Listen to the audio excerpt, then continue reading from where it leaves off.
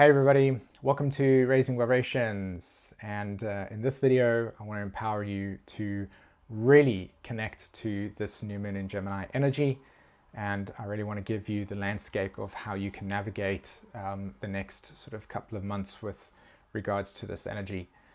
To me, I feel that what we are currently going through right now has a tremendous amount of impact and will have a tremendous amount of impact on the next 2 years of our lives, and the decisions and the choices and the emotions that we're busy processing now and over the next 2 to 3 months is going to be hugely impactful, like I said, towards how you actually experience Pluto entering Aquarius again next year, as well as Neptune preparing to go into Aries in 2 years from now. So to me, I feel that we are in a huge energetic shift, and hopefully I'll be able to convey as much of my knowledge as possible to you so that you can really prepare and also connect with what is taking place in your life right now, which I suspect you're probably feeling in some way, shape or form.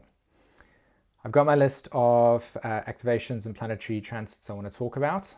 I also have something really exciting to share with you regarding my own personal journey, and that's something that I've been sort of reflecting on over the last couple of days. I did some transits, going back to when certain transits were taking place, and I was like, okay, this makes a lot of sense, and I'm really excited to share that with you as well.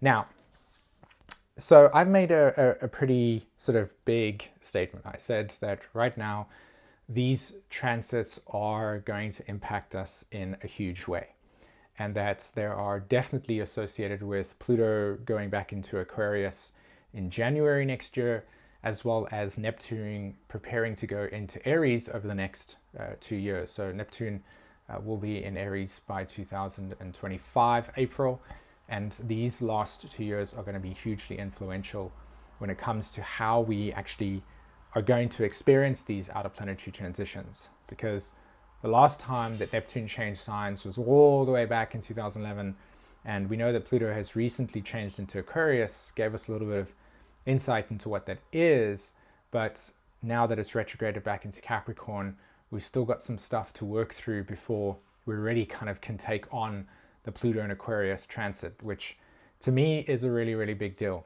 And I'm actually preparing a lecture right now that I'll be doing on YouTube, where I really want to explore the magnitude of what is going to happen when Pluto enters Aquarius. And I think it's going to come at a big shock for a lot of people. The experience of exile, right? What it feels like to be in exile is something that I emotionally connect with when it comes to Pluto entering Aquarius from next year onwards. So I really want to get into that in that lecture. I'll be doing it later down the road, but that's something that's kind of really salient and real for me at the moment. Okay. Enough blabbering, let's get into how this current energy is going to impact us. So first thing, let's go ahead and look at the actual chart itself.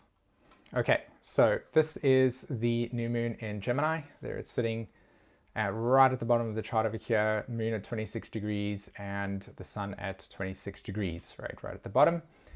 And as you can see, you also have Pluto sitting at 29 degrees of Capricorn. So Pluto is no longer in Aquarius anymore, and some of you probably have felt that retrograde energy. I will do a video about that retrograde super soon. So you've got that Pluto sitting at 29 degrees. You've also got Saturn that has just recently retrograded as well. I'll be doing both Saturn and Pluto retrograde videos soon. So both Saturn and Pluto are now retrograde. Pluto is now in Capricorn. We've got, like I said, this new moon that's sitting here. You've got this closing phase relationship between Venus and Mars, also in the astrology. So here you have these planetary systems, here you have these systems, and then my first stop is going to be this Pluto squaring the nodes.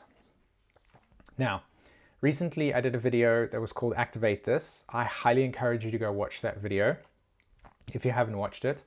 The major reason behind it, of course, is that I get you to really connect with the experience that is associated with the squares to the nodes.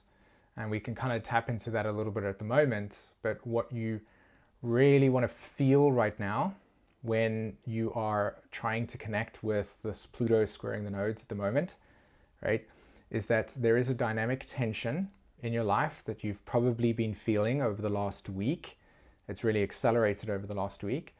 This tension in your life between one aspect pulling you in one direction and something else pulling you in a different direction, right? There's one desire that wants to take you in one direction, and then you feel that there is something tugging you or holding you back, right? So something's holding you back and something's something's pulling you to go into a new direction. Now, for all of us right now, that dynamic tension is this Pluto square, okay? So Pluto correlates to the end of the line, and what this means is collectively, we have now come to the end of the line of this Pluto through Capricorn transit.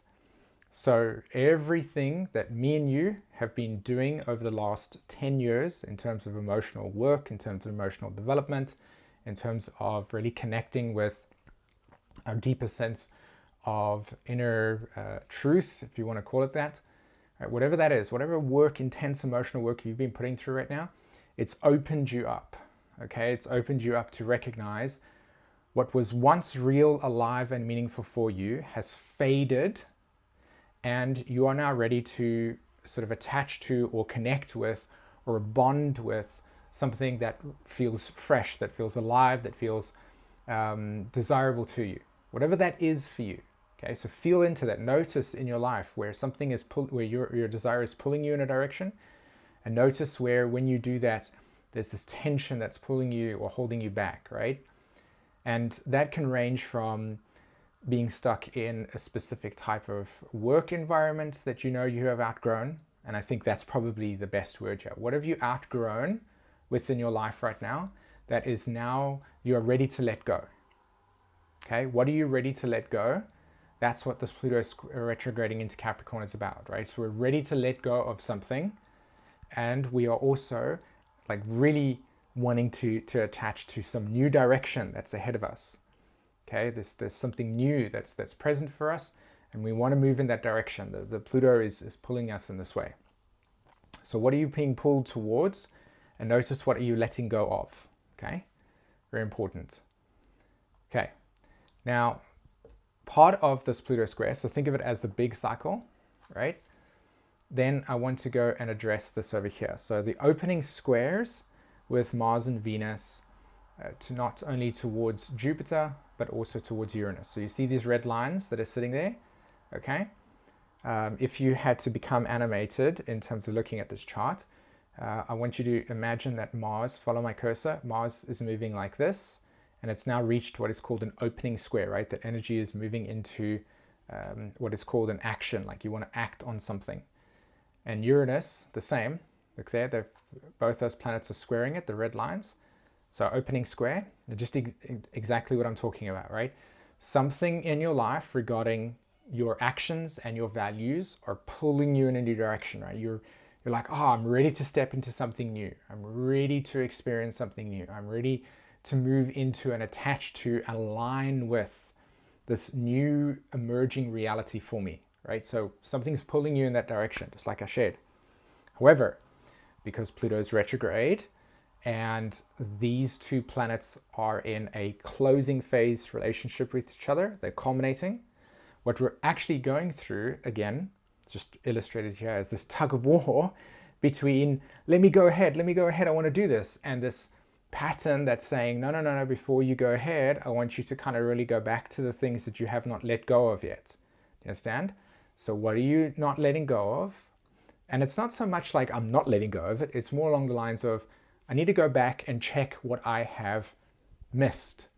That would be a best way to describe it. And I talked about this in the full moon in Sagittarius. I said, every one of us, right, is carrying some stones with us. And these stones represent past patterns, past personalities, past behaviorisms, past patterns that we hold with us that have become outdated.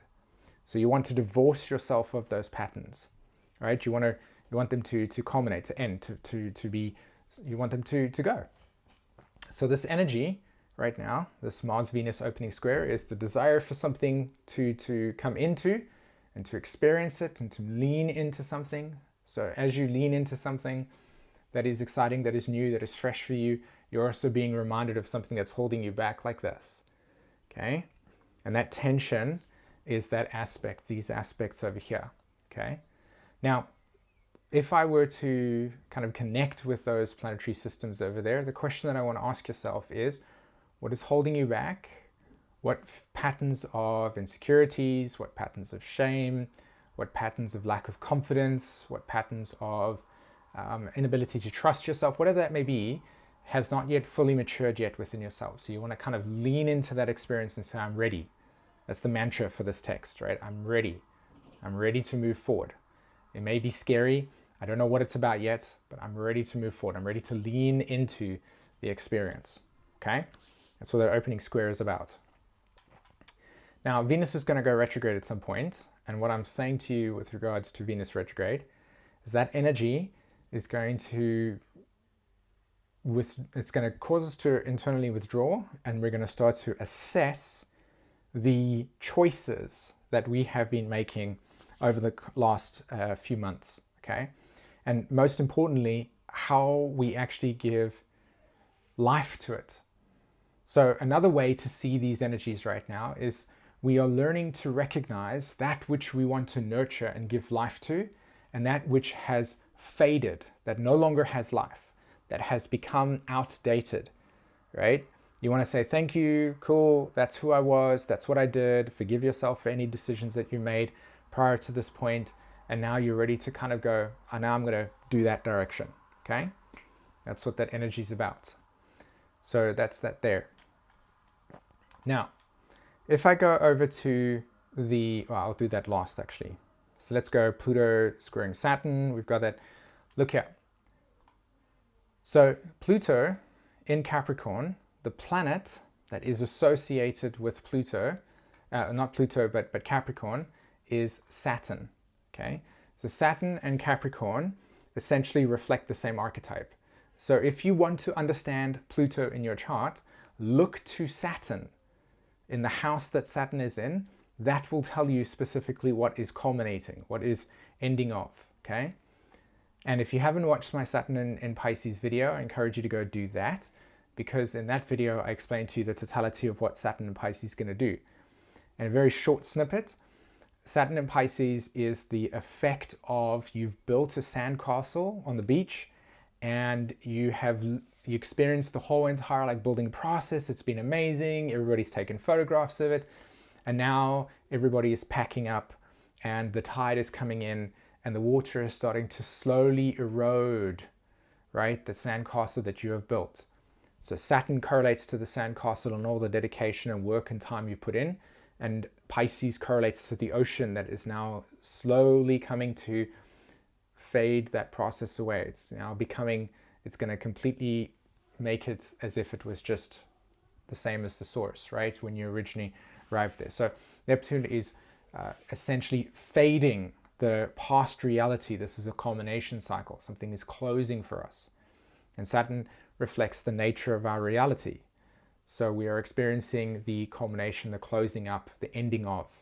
And so many of you probably have had, in some way, shape or form, a kind of process of not so much deja vu, but a series of flashbacks to past parts of yourself that have re-emerged, and you're seeing yourself or the experience from a different time.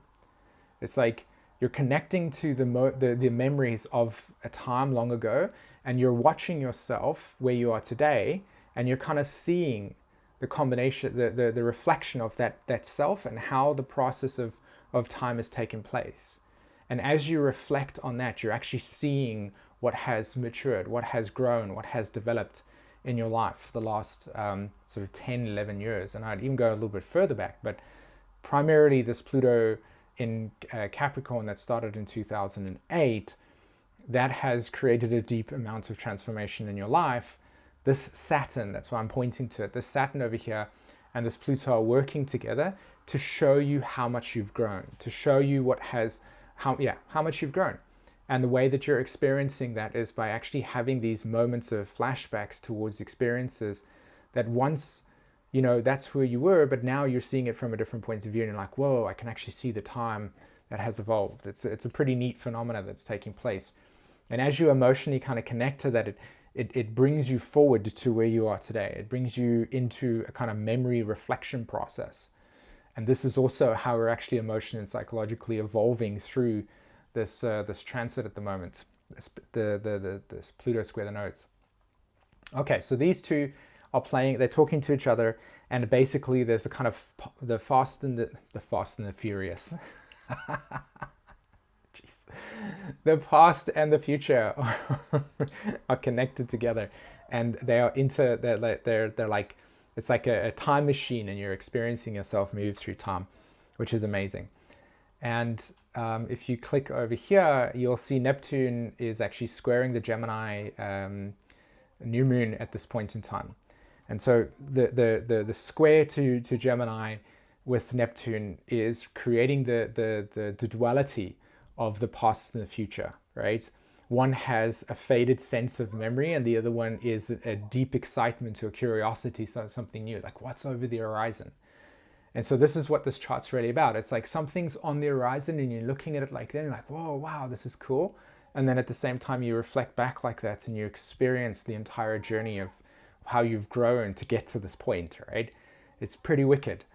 And that's one of the things that I love about Gemini as well, is that whenever you see Gemini energy in a chart or, you know, in this kind of context, always look for two realities that are consistently orbiting around each other, but can never actually connect.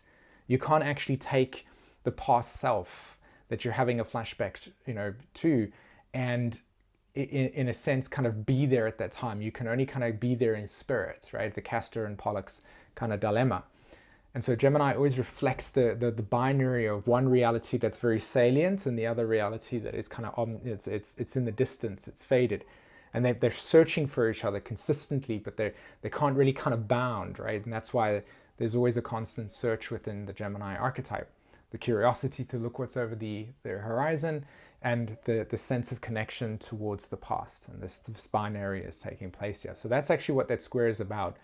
It's this kind of growing emergent experience of, on one hand, many people feeling disenchanted and disenfranchised by experiences that have now run their course. And they're like, okay, well, my life has ended here, or I feel like my dream has ended here. And then there are many people on the other side that have done this work, that are now sort of stepping into the new and saying, wow, I wonder what this is going to be like, and really sensing that curiosity and exploration there, and at the same time culminating and reflecting on the growth of the past. So pretty wicked in that way. And then again, if we look at the totality of this chart over here, the reason why I'm saying this is a fundamentally like important time and it impacts the next 2 years is because all of these energies are literally setting you to become aligned with what Pluto and Aquarius will represent for you, as well as what new beginnings will emerge and become part of reality when Neptune enters Aries. Because when Neptune enters Aries, that's a whole entire spectrum of reality that we're going to be going down. And this energy right now is kind of like setting the scale and tweaking you to become attuned to the future reality. And the more that you actually get connected with what's really salient and alive and what's piquing your curiosity right now, the more that you will actually start to actually follow this pattern that's drawing us. There's like a little red thread just in front of you, just pulling your attention closer and closer to what's really real for you right now. So hopefully what I've done for you today is kind of helped you kind of start to check your compass and attune it to, oh, there's something on the horizon, I'm really excited about that, but also recognizing that the past dynamics, don't go back to the past dynamics. Don't be caught up in the ghosts' experiences of the past. See them as what has like evolved you to this point. Okay, that's what you want to do with this current transit, and then at the same time, just kind of let it go. Like, hey, yeah, that's where I was. This is how I've grown, and now I'm ready to kind of take the new with a new series of curiosity, excitement, energy. Okay, now I want to talk to you about Uranus, Chiron, and Saturn in this chart as a kind of vehicle for transformation. In the full moon in Sag, I talked about meta optimization and relevance realization. And what I meant by that was, if you can attune your sort of like more awake state of what reality is for you, and then you can kind of bring it into what is relevant for yourself right now, you can definitely navigate this next 2-year period.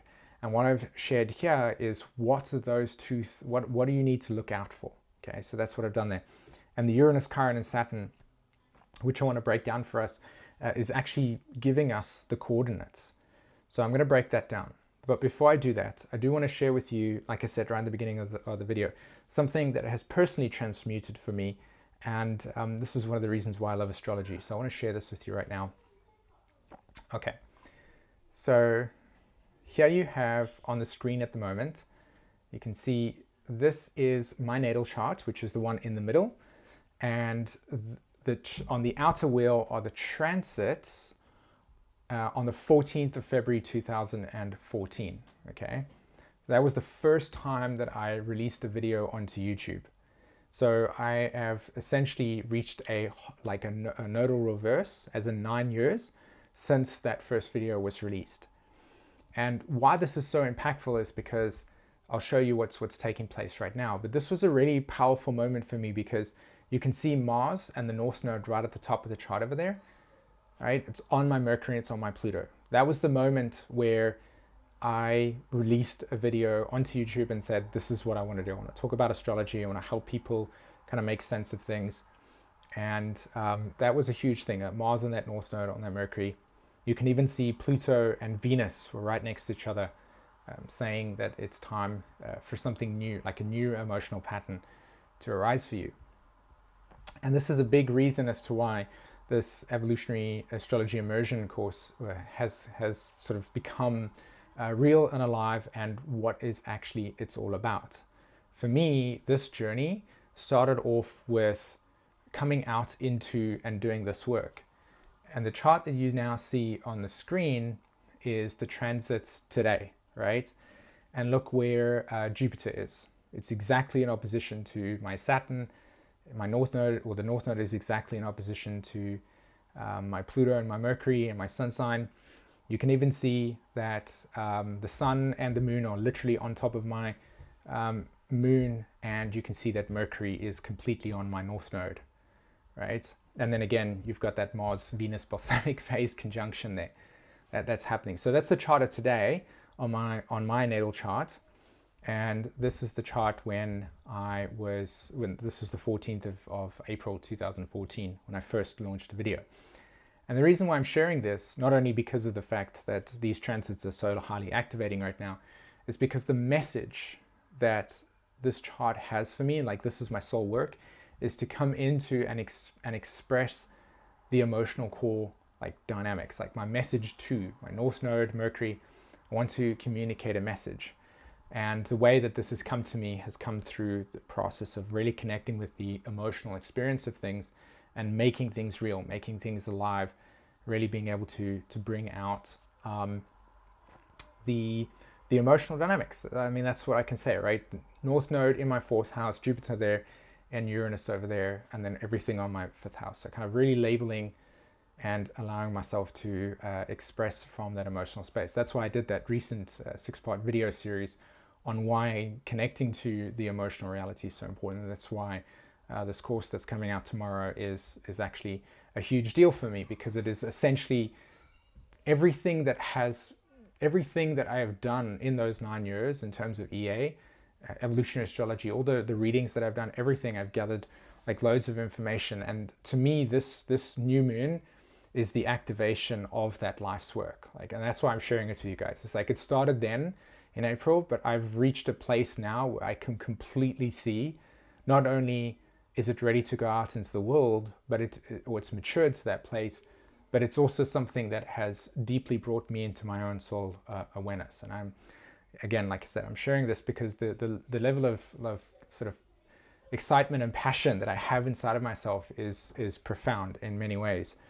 And I hope that this is an opportunity to really kind of convey astrology in a more empowering way. And the key message here is that we're human beings, like our experiences are real and alive and present with us. And up until now, astrology has given us, it's been used as a tool to kind of predict the future, which in some ways we've done here. But my message is, hey, did you know that you can actually have agency? Did you know that you can interact consciously with these patterns and let them be anchored into your real life so that you evolve with your soul's intention? Like, that's the key. And that is so much a part of this process. And that's why, again, I'm sharing this with you over here. Okay, cool. So I want to go back to the chart that we have on this new moon. And I want to talk to you about Chiron, Uranus, and Saturn, which is very much associated with what I've shared with you here, but the Chiron, Uranus, and Saturn. So I want to thread it like this. I'm going to try my best. I'm still working on the neurolinguistics of how to communicate this thing, but the intuition's there, the sensory perception's there. I'm now just going to kind of see if I can practice and connect with you all regarding this process. So Chiron, Saturn, and Uranus work together. You cannot interpret your Chiron without understanding your Saturn, and you cannot interpret your Chiron without understanding your Uranus. Those three planetary systems must be understood together in order for you to fully comprehend what your Chiron is about. It cannot work otherwise. And the main reason why that's the case is because the way that these planetary systems work is they speak to different parts of your reality. Chiron shows you where there's suffering and a new direction is trying to be had, right? Where do we suffer and where are we trying to break out of it? Uranus tells us where we are looking to be freed, and Saturn is telling us how we can integrate that freedom, okay? So if you look at the current placement of Chiron in Aries at the moment, trining that Mars, right? For most of us, our sense of recognition, our sense of being seen, our ability to say, I'm going through something, and to have an attention, like to actually have your attention focus on the things that matter to you, the things that are real for you, the things that are alive for you. Like Chiron is showing that for a long period of time, we have spent our attention worrying about everybody else and all the other things over there that we never stopped and checked in on ourselves first. And now we have a whole entire collection of misconfigured, emotionally repressed parts of ourselves that have, and voices that have never actually been, like we've never allowed them to be salient and present. Okay, for most people, not all the time, but for most of us, that challenge of taking up space has not been an easy thing. It's come through a lot of wounding, a lot of kind of conditioning around that says, oh, you're being too selfish. You shouldn't think about yourself over here, etc. And it's like, no, I will. This Chiron is saying enough of the suffering that has come at the hands of taking yourself back like that and saying, I don't deserve to exist. I have no self, right?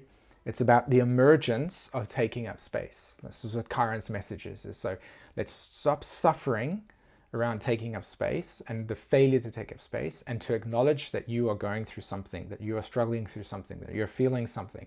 It's real, it's alive, and there's no shame in allowing yourself to come into those spaces and for them to then be healed, okay? Big piece there, right? Especially you Pluto and Libras that have got Chiron and Aries. This is your huge lesson.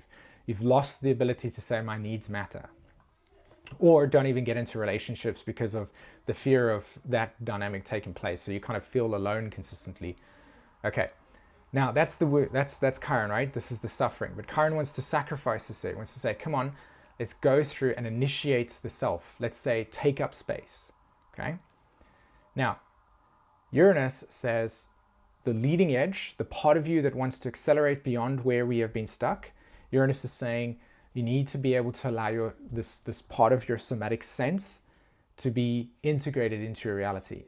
So right now, Uranus is pointing to a need to reflect inwardly on the voices and the parts of you that you have not allowed to have to speak. So where do you shut yourself down? Where do you say, no, I am not allowed to take up space? Where do you not allow yourself to feel grounded in something? Okay, I want you to connect to that. That's what Uranus wants to break you free from. So here's where you want to be liberated from the part of you that has not been allowed to say I matter. Okay? Saturn in Pisces over here is saying where the emotional development will come in, how you can integrate these two things that I've just shared with you, is by allowing yourself to first forgive yourself. To forgive yourself for all of the times that you have told yourself or gaslit yourself that you weren't allowed to do this, or that you shouldn't take a space, or you shouldn't cause any trouble, right? Or that you should just stand there and wait and be passive. Saturn in Pisces is saying, okay, firstly, go to that part of yourself that has been put away aside and allow it to come out, right? Pisces, allow it to be embraced with a level of compassion. And the way that you do that is by emotionally connecting to that grief, emotionally connecting to where your dreams have faded because you were told, oh, I should give up on this, right? Where have you given up on yourself that you no longer need to give up on yourself anymore, okay? That's where the development is. So do you see what I'm talking about here? Chiron says stop suffering and step into that hero pose of yours and say to yourself, I will take up some more space. Allow Uranus to show to you that the liberation comes from getting into your senses, getting into your body. That's why this immersion has been on the top of my radar for the last couple of weeks now, and why I'm sharing it with everybody is because this is where the next level of healing comes from. We've got all the labels, but now let's learn how to experience astrology somatically, right?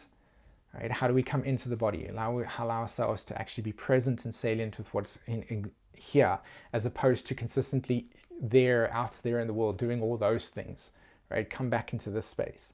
And Saturn then says, as you come into that alignment, you will start to clear out the faded parts of you and come in with what is really magical, what is really enchanting, what is really exciting for you at this point. And there's a healing mechanism that comes in between those two things that will naturally take place. I don't need to explain it, okay? All right. So that is my message for you today. Very long-winded. I hope that you got something from this. For those of you that are on the waitlist for the Immersion Astrology School and program, you will be getting a registration link super soon. And I'm really excited for that. I can't wait to teach you guys how to actually connect to astrology in this way. If this is something that's interesting to you, make sure that you get onto the waitlist. I'll put a link in the description, okay? Otherwise, guys, have an amazing day, and I'll see you in another video. Bye-bye.